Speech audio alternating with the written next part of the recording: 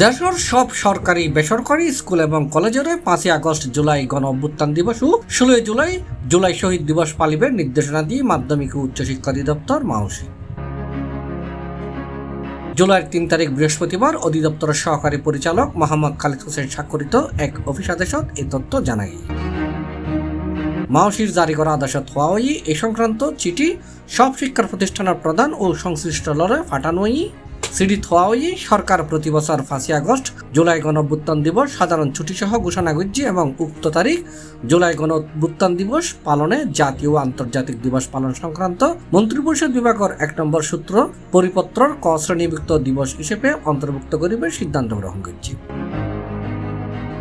সরকার প্রতি বছর 16 জুলাই জুলাই শহীদ দিবস হিসেবে ঘোষণা করছে এবং এই তারিখ জুলাই শহীদ দিবস হিসেবে পালনে জাতীয় আন্তর্জাতিক দিবস পালন সংক্রান্ত মন্ত্রিপরিষদ বিভাগের 1 নম্বর পরিপত্রর খ শ্রেণীভুক্ত দিবস অন্তর্ভুক্ত করিবে সিদ্ধান্ত করা হয়। অন্তর্বর্তী সরকারের উপদেষ্টা পরিষদ সম্প্রতি ঘোষিত 8 আগস্ট নতুন বাংলাদেশ দিবস পালন না করিবে সিদ্ধান্ত গ্রহণ করছে। এর আগে অন্তর্বর্তী সরকার ঘটনার দিন 8 আগস্টের নতুন বাংলাদেশ দিবস ঘোষণা করা হয়। পরে বিভিন্ন পক্ষের আপত্তি ও প্রতিবাদের মুখে সিদ্ধান্ত বাতিল করছে সরকারে। C plus TV, Chittagong.